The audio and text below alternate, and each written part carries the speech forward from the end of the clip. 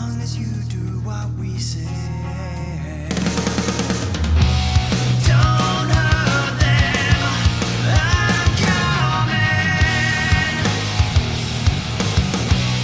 On the table, that was my half of the deal.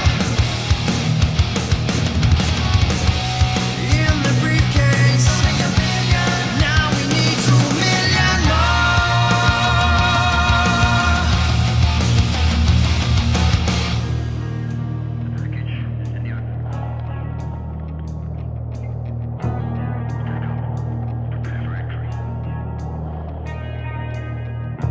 We know who you're working for.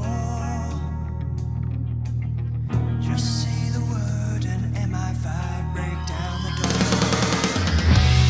Don't trust him, he's bluffing. On the table, that was my half of the deal.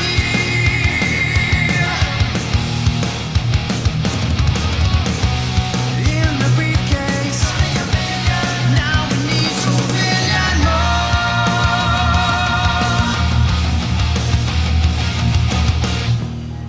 Sky is falling. Here come the angels dressed in black. It's not quite clear who will live and who shall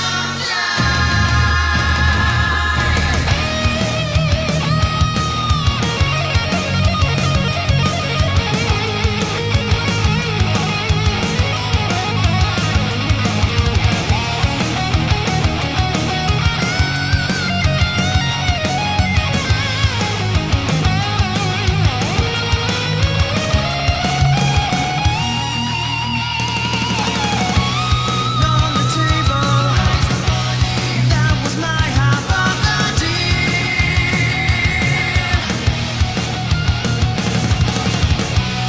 In the briefcase, now we need 2 million more.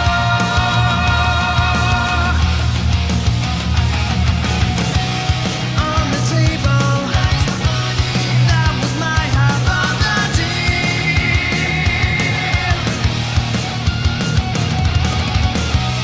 In the briefcase, now we need 2 million more.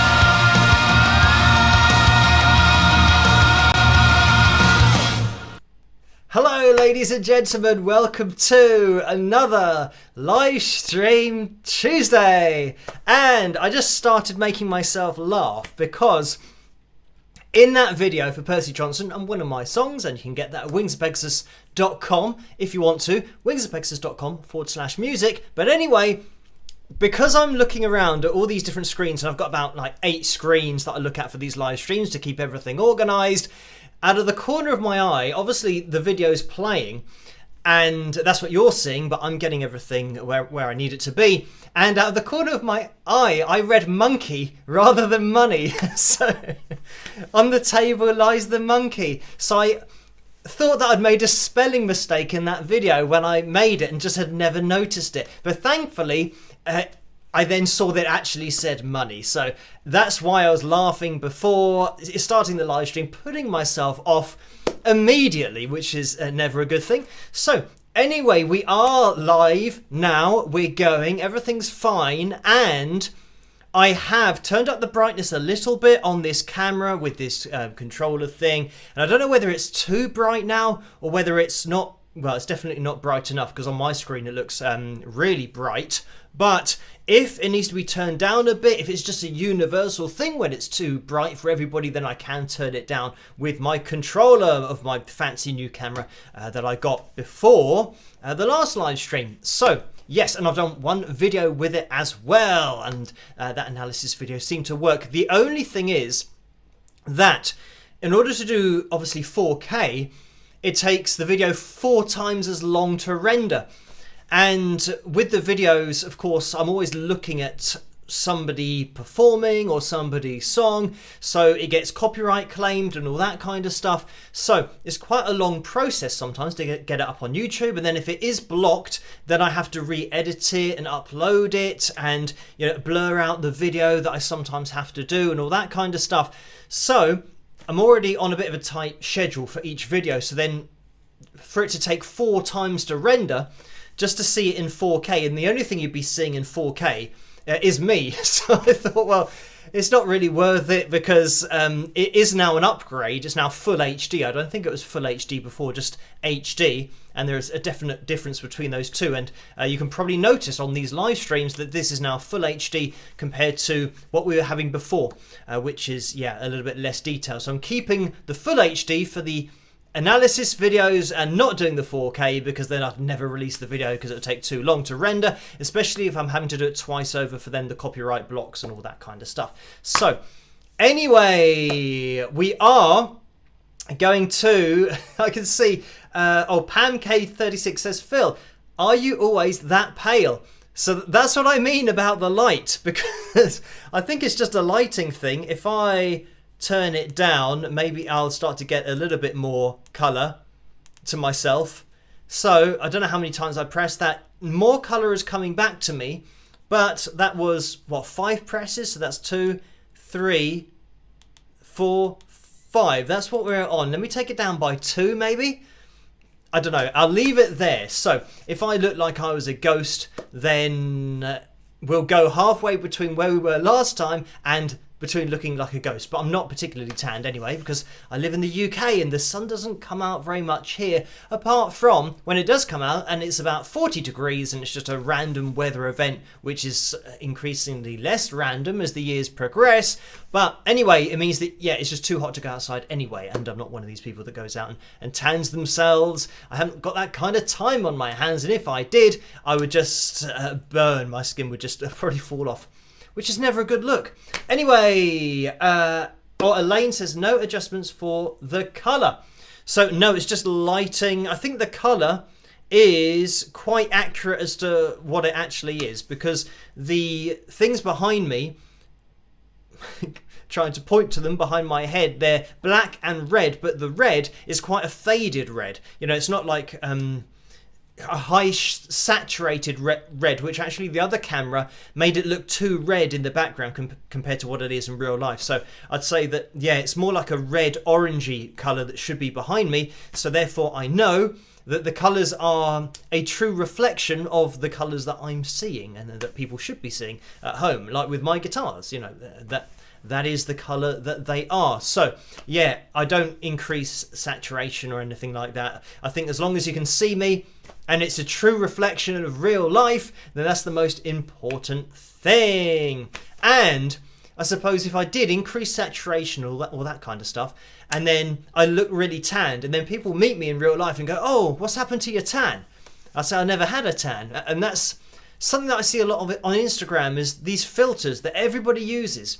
And I've never used any filters, and I never will use any filters, because I think the problem with that is, talk about, setting yourself up for failure in the future, because you're starting to now not look like yourself. And I saw a program actually that was on like plastic surgery, and some of the younger generation, in their teens and 20s, they were going to plastic surgeons to make them look like themselves as they look like on Instagram, because they don't look like that. So they're trying to change themselves into a filter in real life. So I don't want to go down that path, and I'm not going to. So I'm just going to look as I look, and at least then when people meet me, they'll recognize me because I'll look like me. So anyway, let's get the names of my patrons up on screen. I'm rabbiting on as usual. And for some reason tonight it started in the correct order, sponsored by the Wings of Pegasus patrons. And they make everything possible on the channel. Big shout out to these lovely people. You know who you are. And like I always say, the analysis videos, the cover videos, the interviews, all of that cool stuff is possible because of, all of these people. So massive shout out to them. Talking about interviews, I have been speaking with Shirley Lewis on Instagram, and I did a video with her. It kind of feels like a few weeks ago, but it's probably months ago by now. And we were talking about George Michael's voice, because Shirley was George's backing vocalist, and we looked at father figure because it was just herself and George on that particular record, and on Freedom it was just Shirley and George as well. So we did say about doing another video in the future, and that would probably be the topic of the video, to take a look at that. And yeah, Shirley is up for doing that, so we'll probably do that in the relatively near future once we can organise our diaries, so that would be cool. And Shirley's currently on tour with Alfie Boe, which is a name that is very well known here in the UK, and he's a tenor and has done a lot of theatre, classical and musical theatre, all that kind of stuff. So yeah, I mean, he's got a great voice, and I'm thinking whether I've got my suspicions that he might have been over in Las Vegas for a time as well. But anyway, yeah, Shirley is currently on tour providing backing vocals, so it'd be great to talk to her about that, as well as taking a look at her and George on that particular recording. But anyway, yes, I mentioned that on YouTube last night, and I thought I'd just mention it on the live stream. So that's something that I'm working at in the future, or working towards in the future, getting organised. But with the channel, I mean, everything's still moving along. It's still quite busy, and thankfully, well, I say thankfully, I mean, it's great to be really busy, obviously, and gaining about 1,000 subscribers every day or two. But it does get to a cut-off point where it's just a little bit too busy, because it's just me doing everything. It means that all of the other messages and emails coming through, just keeping up with it has been a bit of a mission recently. So yes, it's good that things are starting to slow down a little bit, if only for myself to get up to date with everything, and being able to organise things for the future on the channel, such as interviews and that kind of stuff with Shirley, that we did say that we'd do, but just because it's been so busy, I haven't had any time to get that sorted, get it organised in the diary. So I will do that as soon as possible. But like I said, everything's moving forward, which is great, and thank you guys for subscribing and hitting the thumbs up, all of that cool stuff, and hitting that thumbs up on tonight's live stream, because let's have a little look at the likes goal for tonight. I mean, it is a big one for a Tuesday night. It is 350. So if you could hit that thumbs up as you come through the door, that would be massively appreciated, because we are at the moment going to be unable to see the likeometer, because it always moves around and I have to try and find it on my screen, which is easier said than done with all these windows going on. But I found it, and I can now get it on screen. We are at 195 likes, so 5 away from, and we've got a little spike of the likes going on there. We are almost at 200 likes, and there we go, we've gone past it. So let's get a rush on those thumbs up coming in, and I can see that, well, we've got 222 current viewers, or concurrent viewers as it says. So yeah, we can still get a few more likes in there if everybody hits that thumbs up. As always, if you're watching this in the future on catch up, you can still hit that thumbs up. Really helps the channel to get out there, and for the live streams to get out there as well. Just everything. And, analysis videos, I think it all really helps with people watching, obviously commenting, hitting the thumbs up, the algorithm likes all that kind of stuff, but helps these live streams to get out there, and fundamentally just for the channel to grow on the whole. So yeah, thank you guys for all of your support on here and over on Patreon. As usual, they've been busy over there requesting cover videos for tonight, and it's a bit of an Aerosmith off, because we've got I Don't Want to Miss a Thing and Sweet Emotion, and I can see the Sweet Emotion is in the lead at the moment with 57% of the vote. So just have a click on either of those that you want to see a little bit later on. And by the way, Sweet Emotion is featuring Chris Law, as you viewers who've been here for a while will know. And yeah, Chris has been in the live chat room now and again in the past as well. So yeah, you can have a little look at that video. It's on the channel, but also we show all of the cover videos. And I do know that a lot of the cover videos, there are particular ones that get requested quite a lot. And there are over 30 of them in all on the channel. So yeah, there are quite a lot, and probably some that well, I'm pretty sure we've probably seen all of them, but probably some that we don't see regularly. So yeah, we'll have to keep an eye out for those. But yeah, tonight is going to be a bit of Aerosmith, either of those songs that you want to listen to my version of. Make sure you have a click on that at the top of the live chat room. So let's get the donations tab on screen. I can see already that there are donations on screen that have happened in the super chat window, so thank you guys for those. But as I always say, you don't have to donate. Just watching is fantastic. Hitting the thumbs up, maybe commenting, introducing yourself as well into that live chat room. That is great, because then we can all get to know each other on a Tuesday and a Saturday night. 11 p.m. Greenwich Mean Time, that's when we go live for future reference. But yes, you don't have to donate, and I've now changed it, well, at least I think I changed it, to say, yeah, between 45 and 60% goes to YouTube through the super chat window, and between 3 and 5% goes to PayPal if you do things through PayPal, and you can find a link for that in the description below. So yes, I did a little bit of testing to see how much of the super chat donations I actually receive, and it works out around well, between 45 and 60% is given away. So just so you know where your money goes, I think it's a very important part of it. But like I said, you don't have to donate. But thank you, Stardust Unicorn Support Band, to Wings of Pegasus, who have donated $2.99, and it's a little bit small on my screen, but it looks like maybe it says Vibes. I'm going to kind of test, or just go for that it says that. But it is very small on my screen. And fortunately, I don't wear glasses, so hopefully I've picked those letters out. But it is very much like that test that they do for your eyes, where the letters are so small miles away, you're not sure whether one's like an L. It looks like it's definitely a V to begin with, but then it could be an H in the middle. But then I thought, well, I can't think of a word that would say that. So Vibes is what I'm going for. And Knight of the Long Knives has donated $5. Thank you for that. And the message is, do you think Ace Frehley is underrated? So thank you for that. And I'm trying to think.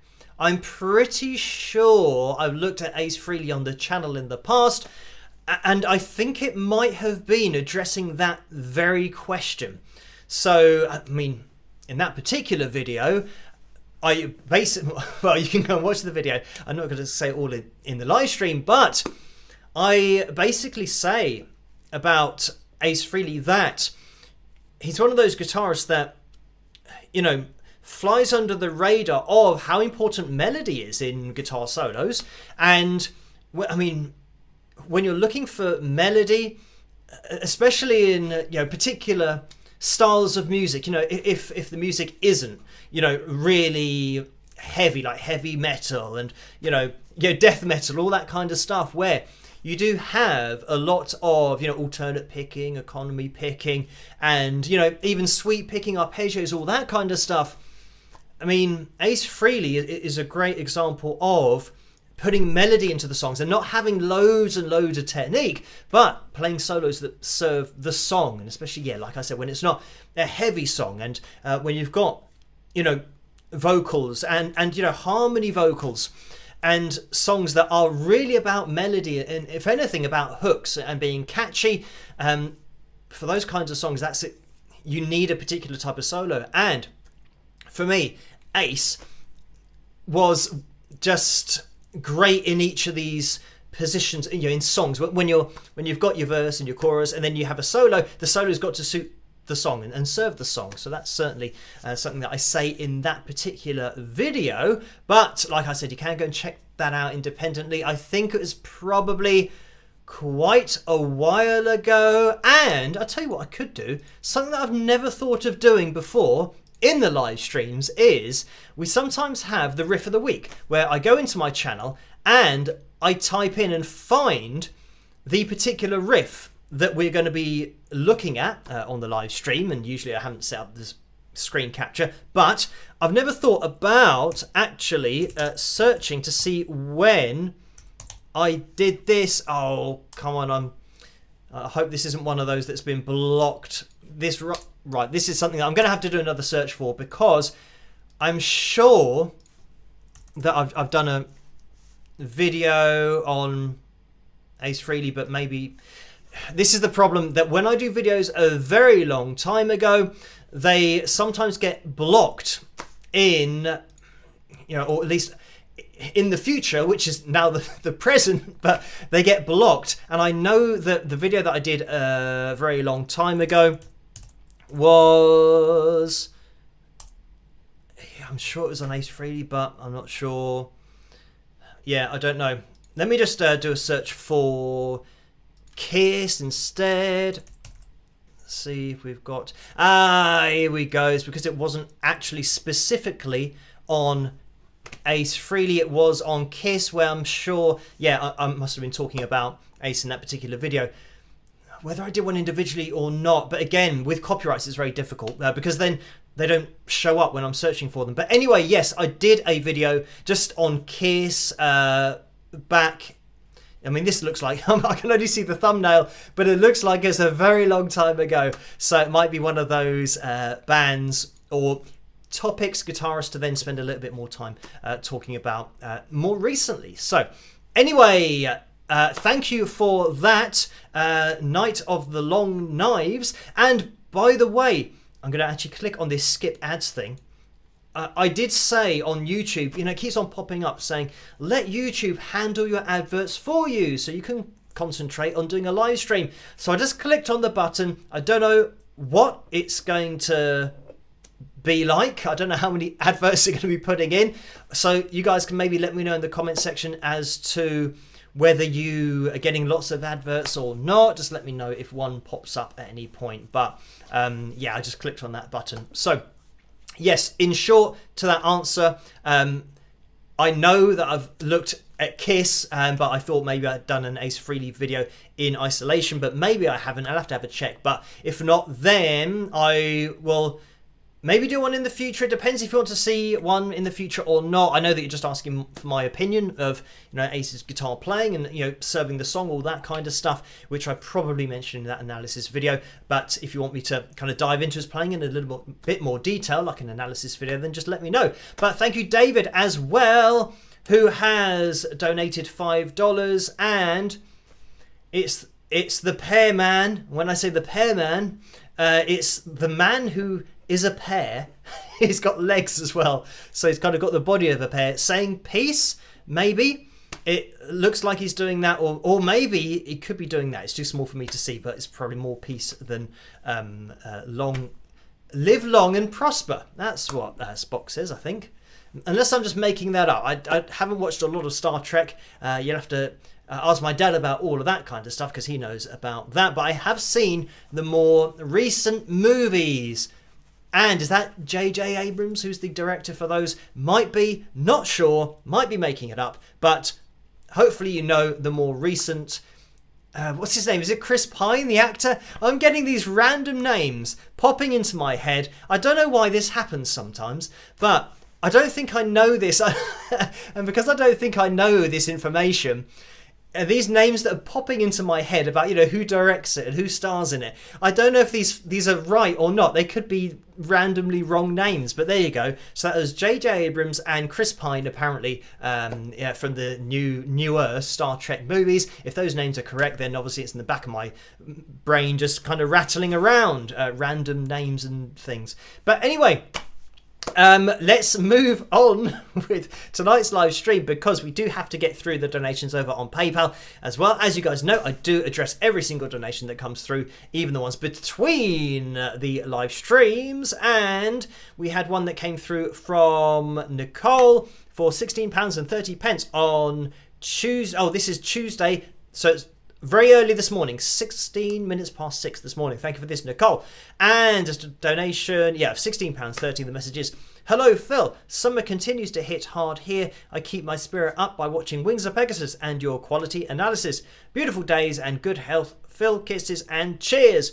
So thank you for that, Nicole. And yeah, thankfully here in the UK, things are cooling down a bit, which is good. I mean, it's been, close to 30 degrees and yeah, bit of a nightmare. I do have the air conditioning on still tonight. It seems like the air conditioning is actually a lot quieter than normal. I don't know why. It's randomly quite loud sometimes, but it seems to be fine at the moment. But anyway, maybe because I haven't had to turn it down as cold because it isn't as hot. It seems like a reasonable explanation, but thank you for that, Nicole. And Paul has donated $5, so thank you for that, Paul. And the message is this happy place. And another one has come through from Tammy for £10. Thank you for that, Tammy. The message is, hi Phil, does playing guitar improve singing? Keep on rocking. So thank you for that. And in my opinion, I think for me it definitely helped because I couldn't sing when I was younger, and I think I didn't really, I don't know whether I could hear pitch or I couldn't hear the difference between pitches very accurately. But then I started playing guitar at 11 years of age. So it meant that I was now hearing notes quite regularly. And when I was trying to work out things, like work out little tunes that I was hearing before I kind of started working out Jimi Hendrix stuff, I would listen to the noise and then try and replicate the noise on the guitar. And I think that's something that definitely helped me learning to hit pitches or be able to hear where pitches should be. So then when I tried to hit a pitch with my voice, a lot later in life, I knew where I should be. And obviously I knew when I wasn't there because I could hear it. So then, you just practice. You just practice more and more. You could say that nowadays you just use pitch correction or auto tune, but back then I just used to practice more and more and more until I could get the pitch of my voice to where the note was, and just do it consistently and just keep on practicing. And that's how I did it, until you get the muscle memory in your vocal cords and the musculature around that, even though you don't want to engage lots of muscles because then you'll kind of strain your voice too much. But you start to snap to the right positions, and then you just get your intervals a little bit more accurate. The more you practice, the more you sing. And when I say intervals, the distance between the notes, if you watch the analysis videos, you'll know what I'm talking about. But being able to distinguish and hit notes that are a semitone apart and a tone apart, and even further than that, like a fifth apart, and that's something that I always think of when singing a fifth. I always think of The Wizard of Oz. I tend to think about The Wizard of Oz for lots of things recently, especially on the channel with analysis videos, giving that as an example. But the flying monkeys, who I said I was very scared of as a young kid, they had a chant. Was it them that were chanting? Anyway, the baddies, they were chanting, and they kind of went, oh, wee, oh. And they kind of had that. Or it's probably no, and that they don't do it that high. They did it like I did it to begin with, but that that's a fifth. And so whenever I'm thinking of a fifth, that's your root note, and that's your fifth. So that's how I always I know what a fifth is, but for some reason that kind of made sense to me. Musically, melodically, when I was younger, and kind of getting into music theory and just figuring out where all the notes are, and your major scale and all that kind of stuff, to instantly jump to a fifth, I knew that in relation to my root note, that second note from the Wizard of the Oz chant, I knew that was a fifth. So it doesn't really matter where you place that. And I mean, everybody can do this. You can even do this at home, watching this live stream. It doesn't matter where you place that first note. Just think, just think of Wizard of Oz and do that, and then you'll hit a fifth. So there you go. And yeah, it's something that has interested me a lot, is how much the brain can do musically, and you don't need to know anything in order to do it. So yeah, and I can see Pam has just commented saying lots of monkey talk tonight. Yeah, I don't know. There's something in the air, and no, that's. I was trying to think. There's something. I was going to say there's something in the air tonight, and that made me think of Elton John, and then made me think of The Lion King. Which I guess there might are there monkeys in The Lion King? I don't think so. There might be, but more the Jungle Book. But anyway, let's move all away from that. Anyway, thank you for that, Tammy. And Steve has donated £5. And Steve usually gives us a question about guitars or something like that. So we're going away from monkeys, and we are getting probably back on topic here. Steve, thank you for this. And the message is, why are fretless basses gaining popularity but not fretless guitars? Are there advantages to frets? How about disadvantages? So thank you for that, Steve, and definitely back on topic here. And I usually start talking about things like this for ages on the live streams, and before I know it, it's like, midnight. So I'm going to try and keep this short, but I mean, yeah, fretless basses. I mean, I've never played fretless bass, fretless guitar.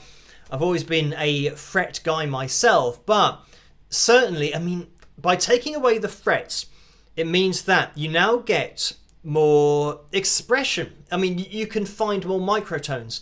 Obviously, you're not limited by frets. So to explain what is going on with frets and then fretless, and what microtones are, which I have mentioned in analysis videos before. But microtones occur when you're not directly on the note. So if you can imagine the pitch monitoring software that we look at, and we've got lines, that line is effectively set at 440 hertz tuning, and it's 0.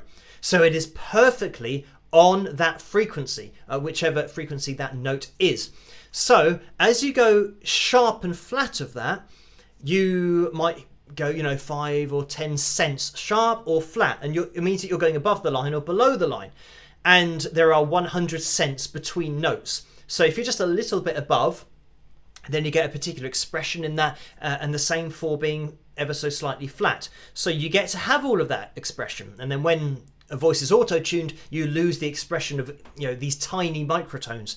So when you then apply this to a guitar, whether it be a bass or a guitar, it means that you've now got the freedom of a voice, like proper freedom of vocal cords, because your vocal cords don't have frets on. But when you're playing an in-tune guitar or bass that has frets, you're just getting that note perfectly.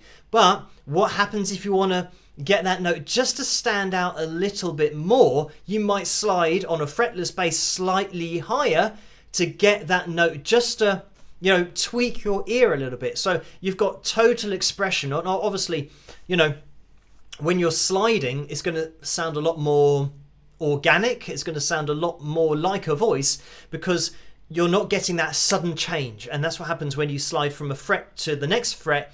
It's going to suddenly change from one note to the next. You're not going to get a smooth movement, like you do with violin. And that's why violin is such an expressive instrument in itself, is because you don't have frets. You can get all of the microtones, all of the things that we associate with the human voice, you can get with the instrument. So that is something that's to be said for fretless guitars. And as for them gaining popularity, I don't really have an answer for that, other than perhaps with voices now being auto-tuned and pitch corrected pretty much as standard in the industry, maybe instrumentalists are enjoying the difference between, or maybe the light and shade between a voice that is now sounding like a fretted bass to now playing a bass that doesn't have frets. So at least you get some difference to the voice that you're hearing when you're playing. So, I mean, that is just a theory, but yeah, everything, even the human voice now is sounding like frets. It's now being snapped to the notes rather than being an organic, flowing, ever-changing thing with so many different percentages of microtones going on all the time. That's something that you get in the pre-auto tune and pitch correction days. That's something that you got all the time. You would have vocalists who, even on huge hits, they would be flat and consistently flat, but that's just the sound of their voice and eventually the sound of the song, and it's just had that personality to it. But at least it's had the freedom to go there, and those are the kind of microtones that are allowed with a human voice and therefore allowed with fretless instruments like, you know, bass and guitar that we're talking about here, but violin. But anyway, thank you for that, Steve. And I'm going to move on, but hopefully I think I covered it relatively quickly, and hopefully it was understandable. But Debbie has donated £10 as well. Thank you for this, Debbie. And the message is, hi Phil, I just couldn't resist. Glad to hear Shirley Lewis will be back for another chat on the channel. You are amazing. Love you, Debbie. So thank you for that. And yeah, it'll be good to jump into that video. As always, I'll let you guys know as soon as I do over on Patreon. If you guys want to get involved yourselves, if you want to head over to Patreon, that is the address, the link, whatever you want to call it, patreon.com/Wings of Pegasus. And I just get rid of that. But that's where I am every evening and just do an update there, and anything that I have news-wise, I always just put in the post as quickly as possible. So let me just find where my mouse has gone. There it is. Sometimes it disappears because obviously it's a white arrow and everything is white on the screen. So Elaine has donated £7.66. So thank you for that, Elaine. And the message is, hi Phil, I stumbled across the X Factor adventure you had. Could you give us some more details on that experience? I'm glad you stayed true to yourself. So thank you for that. And I mean, this is something that I've just addressed multiple times on the live streams. I went on the X Factor 10 years ago, maybe longer than that.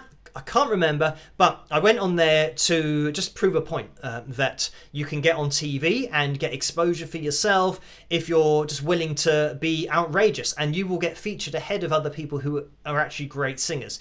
So that's the reason that I did that, and went through the 3, it might have even been 4 previous producer auditions, and I didn't even sing. I just walked out of the room. So they kept on putting me through because obviously it was outrageous and something different, and you know, it was for the TV show because it's not really a talent show, and that was what I was really drawing attention to. And at some point in the future in my life, maybe I will show all of the videos. I took a video camera as well with me to show exactly what I was doing, so I have all of those videos on a hard drive somewhere of me going to all of the producer auditions and walking out of the room. And I even got the producers to hold it and film me just walk out. I think I started playing Johnny Be Good and just walked out the room, and then they kept putting me through to the point where I was now on TV, and I got through 2 rounds. Like the first one with the judges, where I got up on the desk and was just being stupid, and then the next one at Wembley Arena. So yeah, it just proved my point that I was trying to prove. And yeah, if it had not been what I thought it was in terms of just a TV show, not a singing competition at all, then I wouldn't have got through. But the fact that I did get through 6 rounds in all, just was good because it proved my point. But anyway, thank you for that, Elaine. And yeah, it wasn't something that I was seriously entering. In fact, yeah, they didn't want me to do one of my own songs because obviously they don't own the copyrights to it. So they wanted me to do Bon Jovi, but I did my song anyway, even though they didn't want me to. So it meant that every time, and this is why you don't see my audition a lot, is because they have to pay me in order to show it. And that's something that Simon Cowell has to do. His company, his TV company, or his label, I think he's got a psycho TV company or something, but by now wouldn't surprise me. But anyway, yeah, in order to show that, because it's my song, I am paid a royalty for that. So obviously he doesn't want to pay me money to show my audition, so that's why I think they don't show it very much. But anyway, that was another point, that if you own your publishing rights, whenever anybody plays your song anywhere, they have to pay you for it. And that's another really important thing to know. And another good point to make about that X Factor journey is that don't sign over any of your songs to either the TV company or, if you actually win the thing, don't sign anything over to the recording label or part of the contract. You want to own all of your music so that you earn the money for your sales, but obviously that's not the way that the TV show works. So I was very much in the minority of somebody who knew how the industry worked and knows how publishing rights work. I think a lot of people that go on those shows don't have knowledge of the industry or how the law works and having your rights and being owed royalties whenever anybody plays your song. So yeah, a lot of people make the mistake of signing everything over because they just want to be famous and have a record deal. But then, you know, once you've had your 1 year, which is kind of the best that most people get out of, you know, talent shows, because the next year there's another big name and the previous year is forgotten about.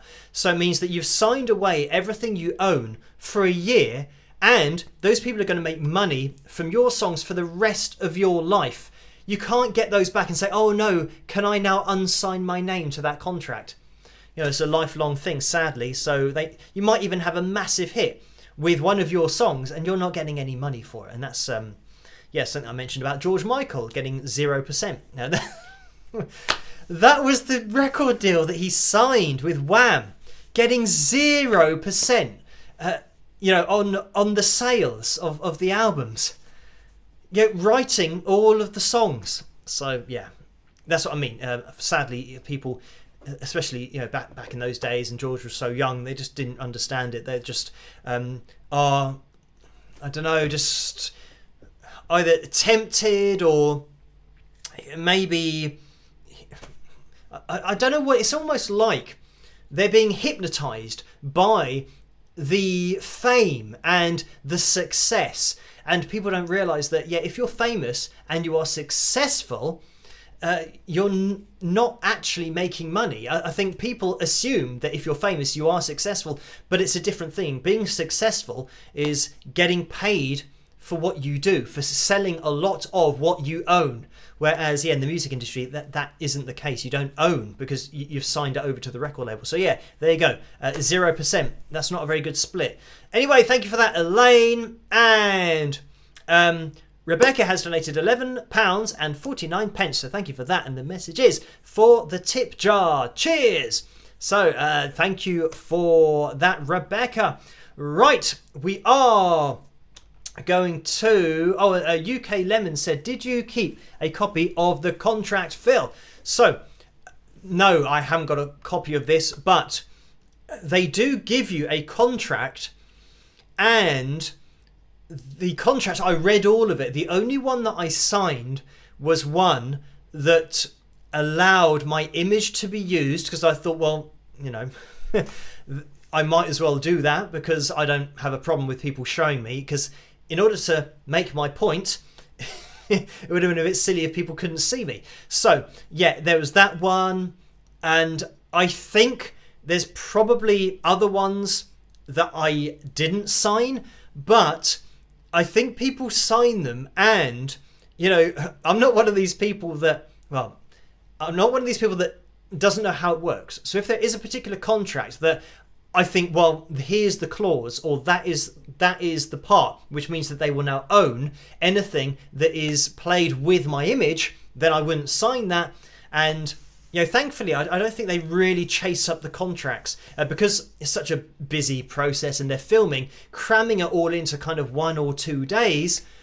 It means that they're chasing up, they're saying, oh, and could you send us that contract back, please?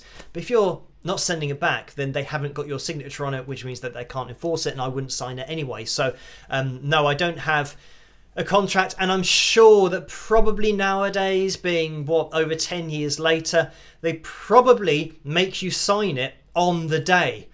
I wouldn't be at all surprised now if they give you the contract to sign while you are auditioning, because it means that you don't have time to read it all through.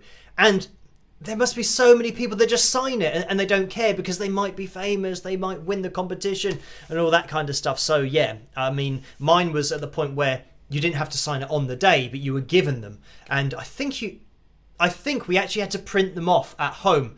So you did have time to read it all.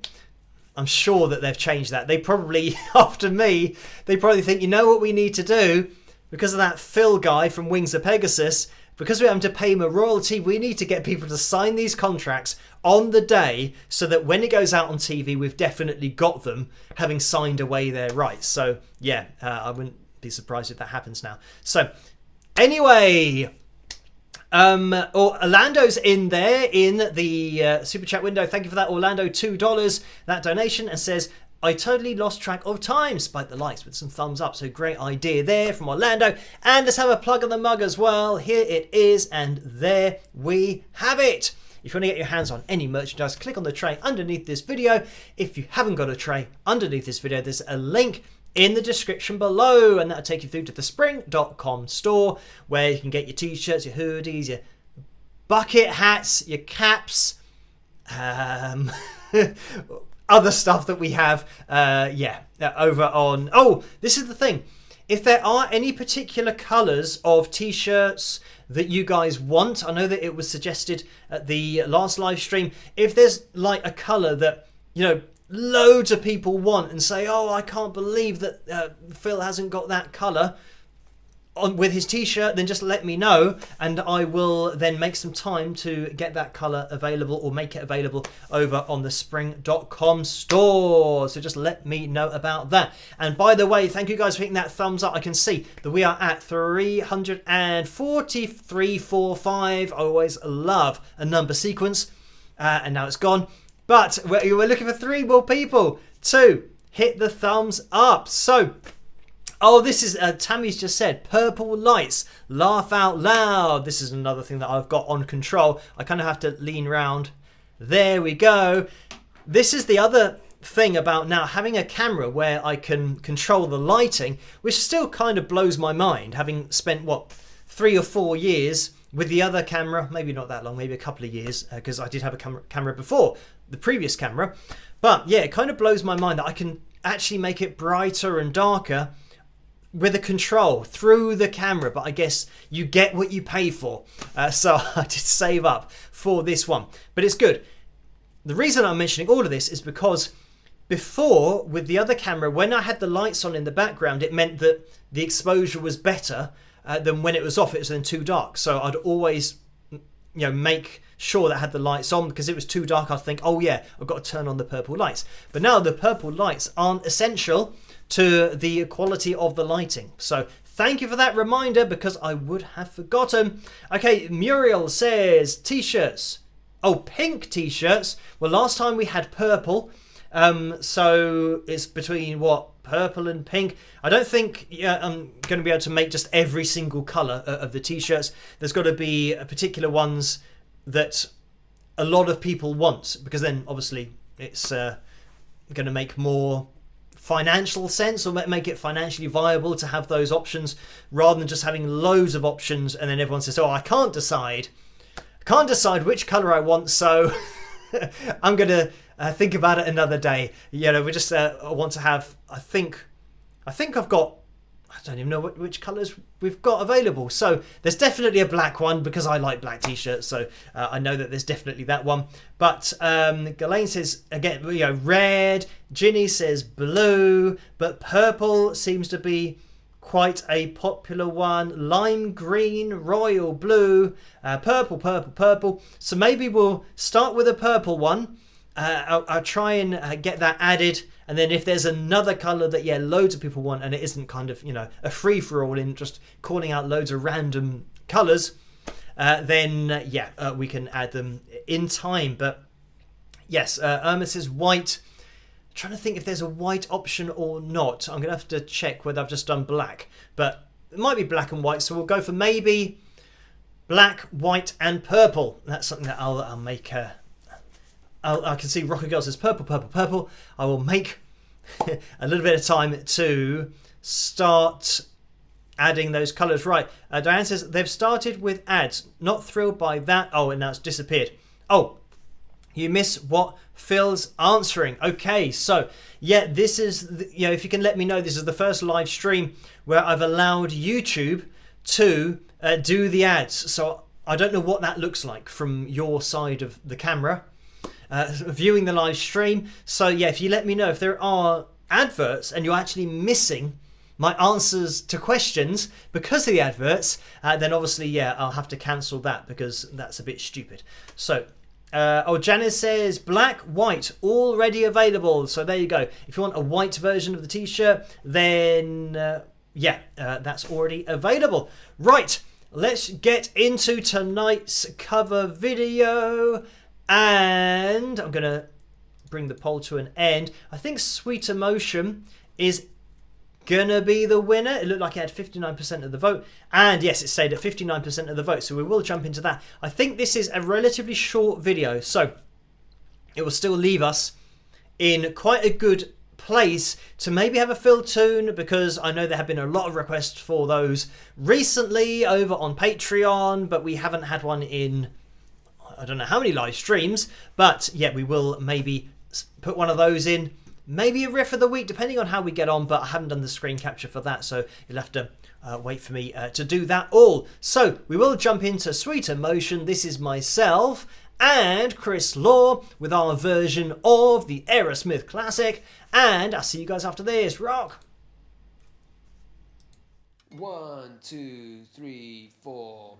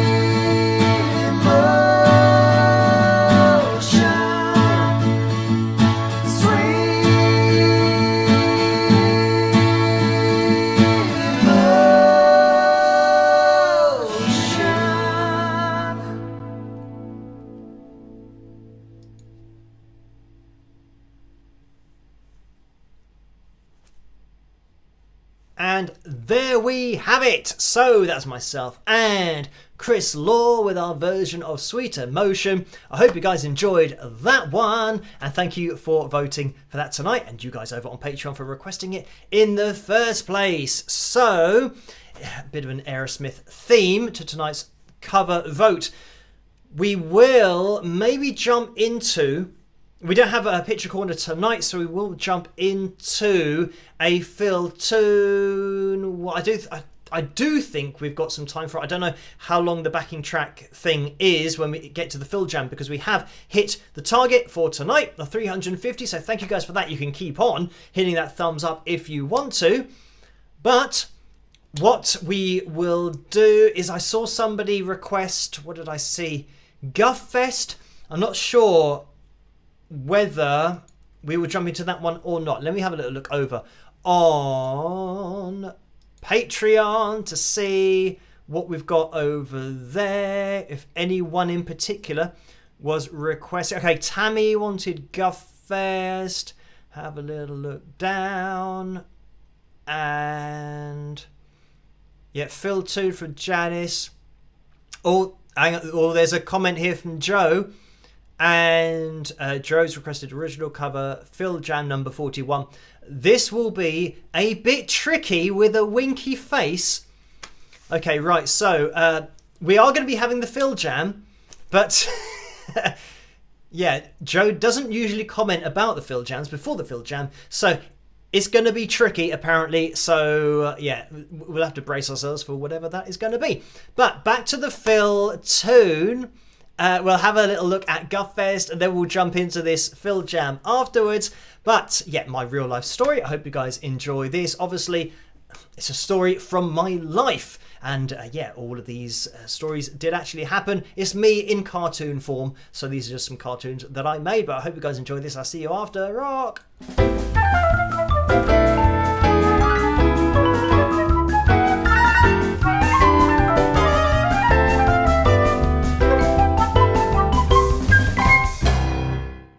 Holy gosh, guys, you will not believe what I have just managed to secure. What are you talking about? Can't you see we're right in the middle of watching Jeremy Kyle? Well, I have just managed to secure us as the headline act in this year's biggest and only festival in Maidenhead. On Monday evening. Monday evening? Sounds like a very queer time to have the final big act of the festival. Well, I guess it must be a bank holiday for the crowds to be there. I think we should not check and just assume that is the case. It would be great to play to a festival crowd. I'm starting to feel nervous already. Well, I can't believe we are going to be on the main stage. This is so awesome. Well, it can't hurt to get our music out to a larger audience and to play on a large stage. It will be a great experience for us. Hello there, I wonder if you can help me. My band are due to headline the Guff Fest and we can't find the venue. Do you know where it is? We stupidly thought we would be able to follow the crowds, but we must be in the totally wrong vicinity. Any ideas? Oh yes, this is Guff Fest. Are you Phil Henley? Heck. Sorry. Yes, I am Phil. I do apologize, but I seem to have missed where it is being held. Where is the crowd and where is the main stage? The main stage, or stage 1, is located over in that direction. Stages 2 and 3 are in the opposite direction, with the acoustic stage just in front of the toilets. Okay, great, thanks. So where do we unload to get to the main stage?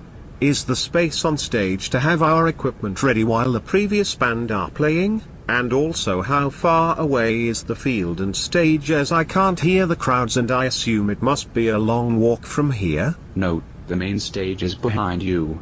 If you look on the floor, there is some gaffer tape on the floor running diagonally across the corner of the room with main stage written on it. Ha, for a second there I thought you said there wasn't actually a stage and that it was just a floor divided into two sections depicted by gaffer tape. That is exactly what I said. Oh, I seem to have been misled by the use of the term festival. This is in fact just a room with gaffer tape on the floor in three corners of the room depicting stages 1, 2 and 3. It also seems to get to the toilets you have to walk directly through the acoustic stage while the person is performing, not to mention of course the unique aroma that is being generated from behind the stage. This is the way we set it up every year and it's always worked very well. How many people do you get on average a year coming to this pub? Sorry, festival. We tend not to count in numbers as I find them misleading. I hate figures. Great. Well, I shall take that answer as attendance is minimal. Well, we have 10 friends and family coming down at least, thank ruddy heck. Do they realize it is £6 to get in on the door? Holy guff. Are you yanking my crank? How can you justify that entry fee? That means you will be making at least £60 from us alone, and that is before any beverage purchase being taken into account. How much are we getting paid for this gig? Sorry, festival. We don't pay the bands, not even petrol money, because we are totally out of order. Well, to be fair, that seems to be common practice these days. Yes, and also the bands that we book to play are not checked beforehand, so they could be the worst band we've ever heard. Well, again, at least you are following the common guidelines. So shall we set up now while there is nobody around? Ha ha. That was a joke. Okay. Also, we might ask you to turn yourselves down somehow, as some people prefer to watch the television, which we leave on during performances. Fantastic. Well, do we at least get any free drinks or food? We will be here for 6 hours in total after all. We will allow you free tap water all evening. That's absolutely fantastic. For some reason water is something I feel like I need to stay alive, so having it from a tap for free seems like a great offer. Thank you so much. Think nothing of it. Oh, I will. Right, I had better get back to the van and tell the guys the good news about the extortionate ticket price, not getting paid, no stage, and no crowd. Thank you for this opportunity and this great festival. Before I leave, I must inform you this has now become the worst day of my life. Bye. One last thing. While we were talking, I could see your car was getting a parking ticket. That's brilliant. Bye.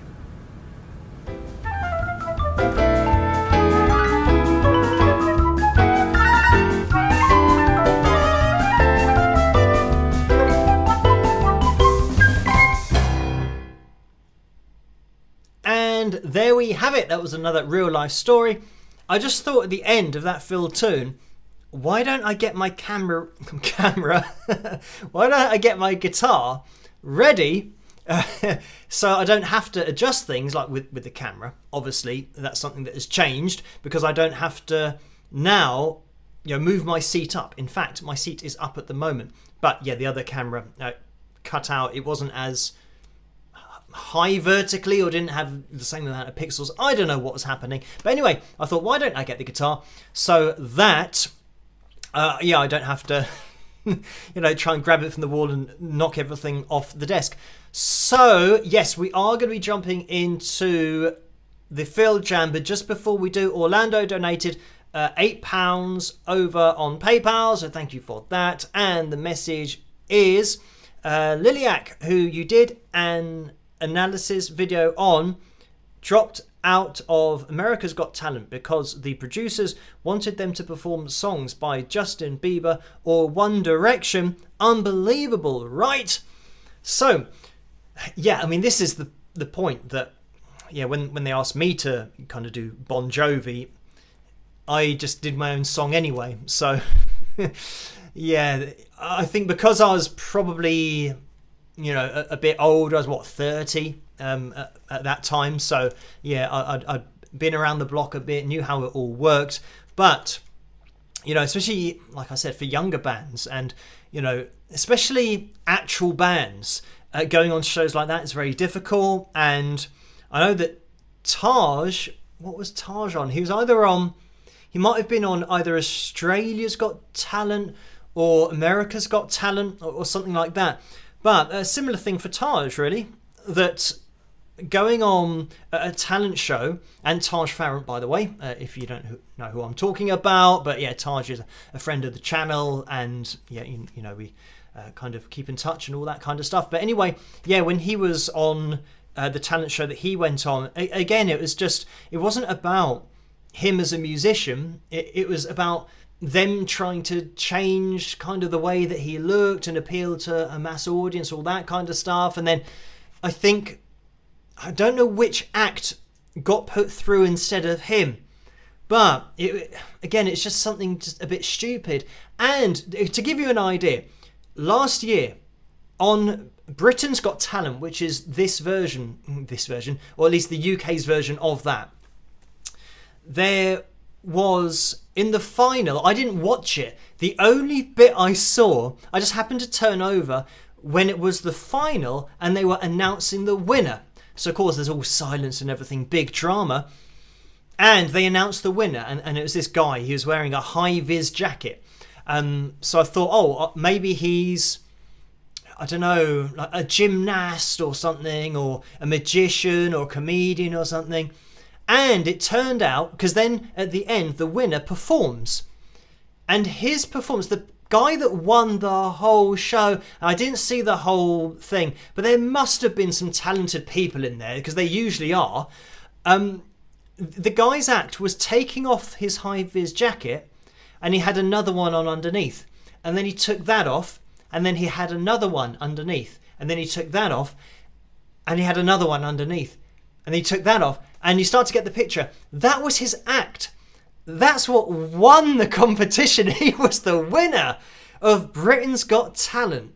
So that is the most talented person in Britain. That's what the show is effectively saying with its title.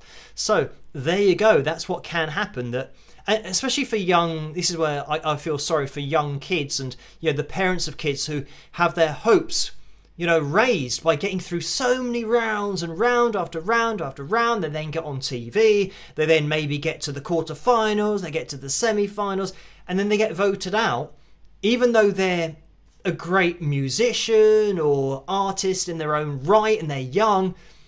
They go out because somebody's taking a high-vis jacket off multiple times. And you could say, well, yeah, I could do that. What that guy's doing, I could do that. So, I mean, that's pretty much how I judge most things in my life. Things that I am impressed by, I think, could I do that? And generally something I think, well, you've got to take your hat off to a particular person because you think, well, I can't do that. It is impressive that they've worked at something. They've got a talent, a skill.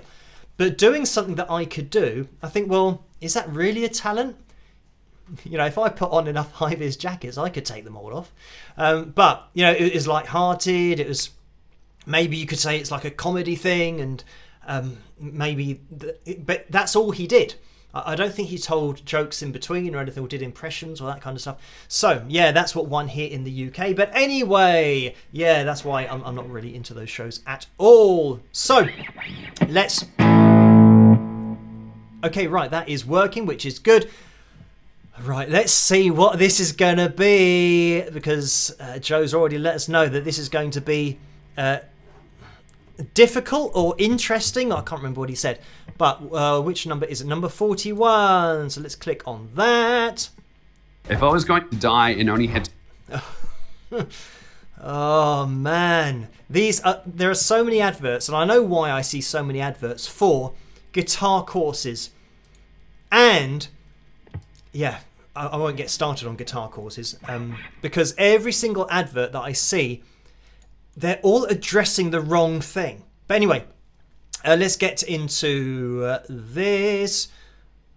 Right, so this is Latin Fusion Coltrane Changes Jam track in B, G, E flat major, BJT number 56. So, quite a long title, but the channel is Benjamin Harrison, and yeah, that's Benjamin Benjamin, as you would normally spell it, and Harrison as you'd normally spell it, double R. So, yeah, you guys can jump into this if you want to play along, but let's have a listen to it and see what happens with this. Make sure I can hear it.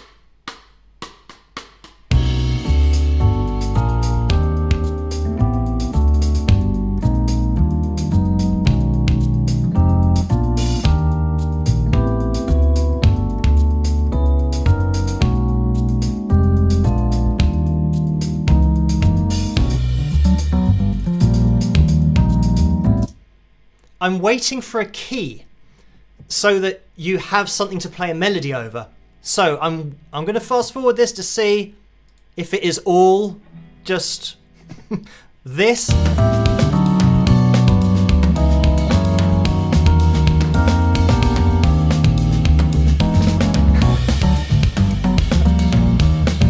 Okay, yeah, so we don't have a key here. So even if you were trying to hum a melody over this, you wouldn't be able to, which means we're not in a very good place. So I'll tell you what I'll do, because I don't skip any FilJams, because this is all over the place.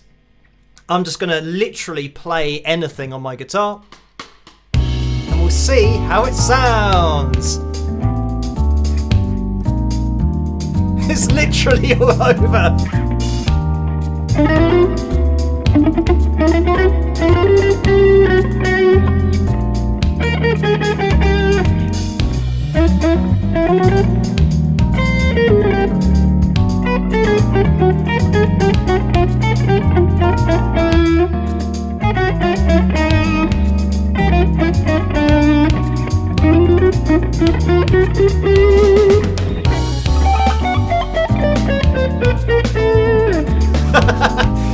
sometimes you do something. I'm playing random notes here.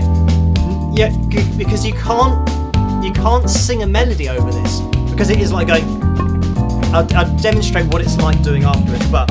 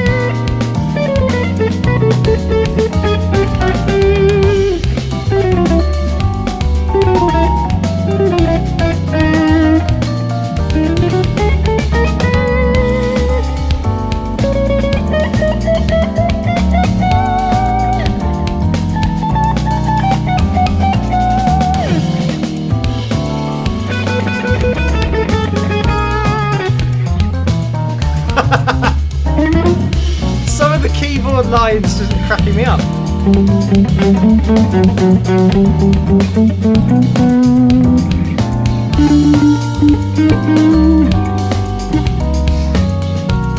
I'll explain afterwards why this is so borderline silly, but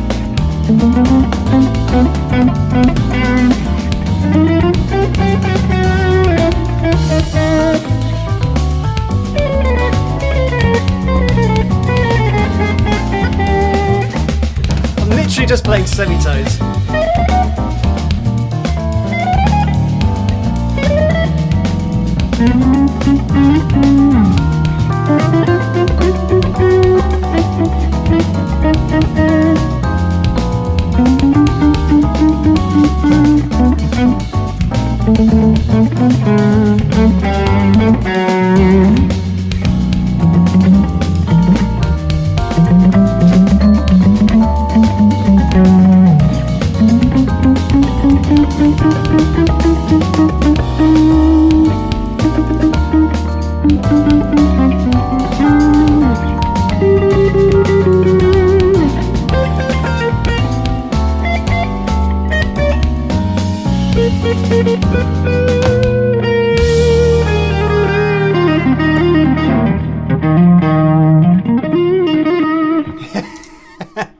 I'm just going to play the last bit. We had a chord at the end that lasted for more than 2 beats. Go back.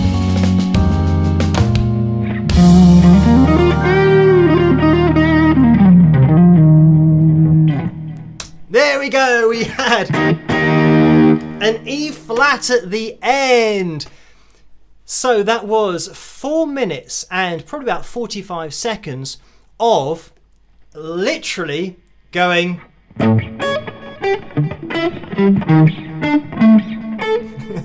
I suppose this is why I never got into jazz, because it's like saying, okay guys, let's have a jam. Okay, 1, 2, 3, 4.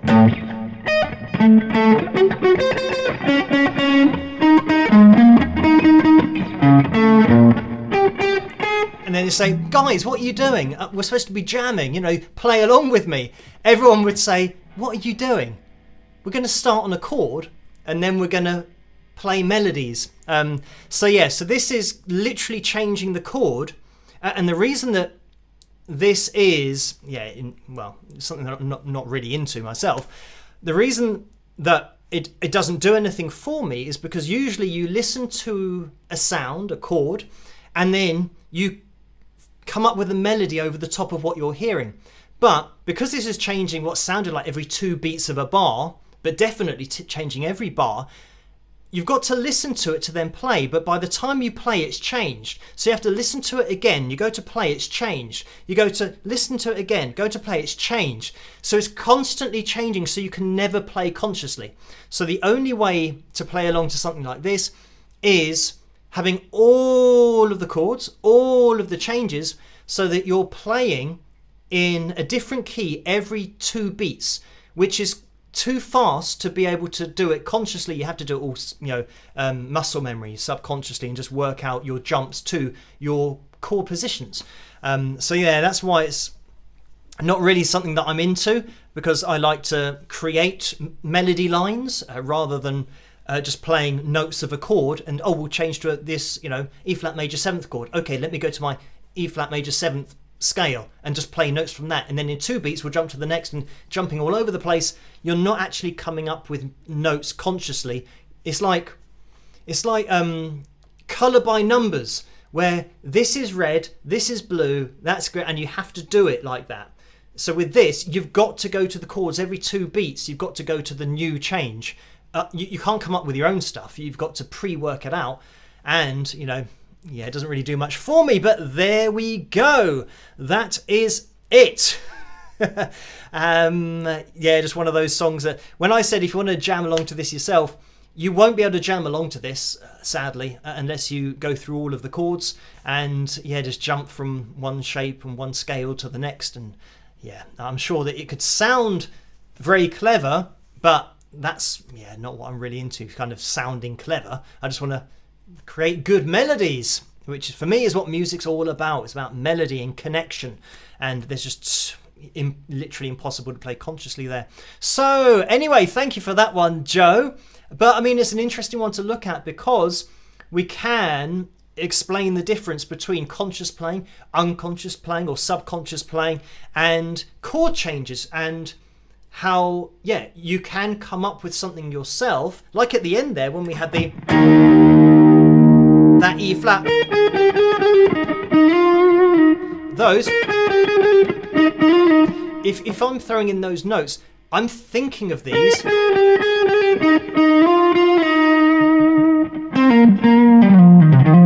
I'm thinking of all of these notes while I'm playing them, kind of singing them in my head but going through the guitar at the same time. And the reason that I can do that is because I've got this chord. So anything that I do, and playing a line like that, I've got a reference point. So all the notes that I'm singing in my head are related to the chord. If I hear that and then I go na na and I play that, but the chord's now changed, it's now not going to be relevant to the chord underneath. So you've got to hear it, and then you think, oh, okay, right, okay. But by the time you've thought of that, it's now changed again. So that's the problem. That is, always going to be the issue with this kind of thing. You've got to be prepared to learn everything in advance, so that you're not making it up. You're just effectively playing lots of lines that are muscle memory.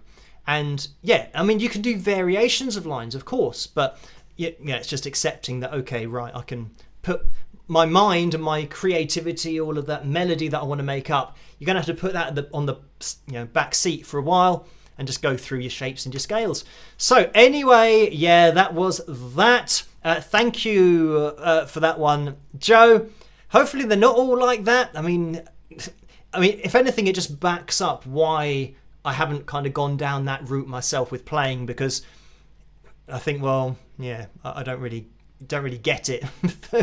For me, I like to be able to hear a chord for at least a bar, you know, rather than changing for 2 beats. I'd like at least a bar, maybe 2 of one chord, please. Yeah, I'd love to see people trying to jam this out. like everyone's doing this. They're all jumping to their own chord after 2 beats. Obviously, you can tell it's going to sound like an absolute mess. We are going to be calling things to a close.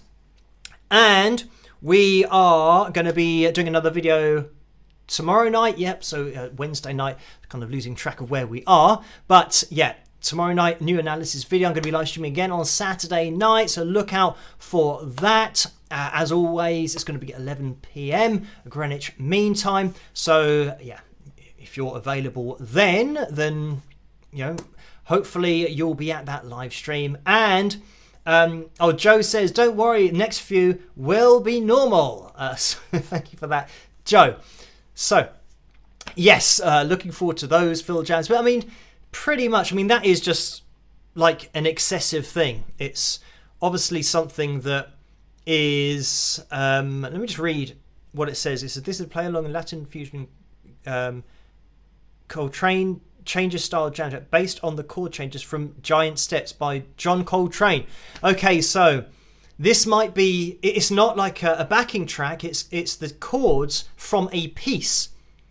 So it must be some Latin fusion piece that obviously has been pre-rehearsed, pre-worked out. So I don't think this is something that you're supposed to really jam to anyway. You're supposed to know the chords and then practice your scales. And it says, yeah, great for practicing your improvisation, scales, chord comping, and rhythm. So there you go, yeah. You're supposed to know this before. I don't think this has been posted by Benjamin, expecting people to jam along with it, having never heard it before. So, yeah, interesting one anyway. I mean, it's good, yeah, to know that, well, that's why, because it's based on a piece that somebody does where it's all pre-worked out. So, anyway... Orlando donated again $5. Thank you for that. The message is, it sounds very bossa nova, very difficult to gain any guitar rhythm with all the changes in tempo and melody. You gave it a great effort. Thank you. We have had bossa nova on the channel before, I think for at least one jam, and bossa nova still has longer holds of chords for at least a bar. You might get a change every bar, but at least you get a full bar of that chord, and you'll usually get 4 to 6 chords, and then it'll go to another breakaway, but those progressions will then be returned to. So once you've heard them through once, you then know they're coming up. So yeah, I mean, there were way too many chords in this to even hear any kind of, right, oh, that was like effectively a verse, and that was a chorus. It was just, you know, like I demonstrated.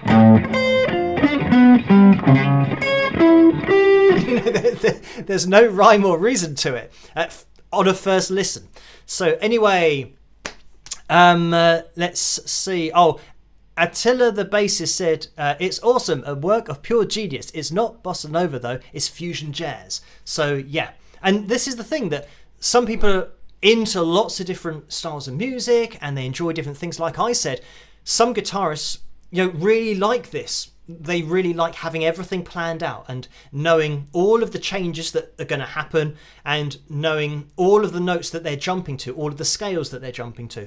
But for me, personally, it doesn't do anything for me. I like to be able to create melody without rehearsing it first, just something that happens spontaneously. So, yeah, like I said, everyone's different. But anyway, I think because it wasn't supposed to be a backing track and it wasn't designed as that in the first place, it's for people to know what it is and then to play over the top of it, that yeah, it's kind of in a different category. But anyway, we will be calling it to a close. Interesting one to talk about though, because it highlights different things. We are calling it to a close. I know that I've said that already, but thank you guys for all of the donations tonight, even though I do say you don't have to donate. They are much appreciated. And I'm going to see you guys tomorrow night. As I always say, try to stay as safe and as sane as possible in this crazy world in which we live. And I'll catch you guys at the next one. Rock!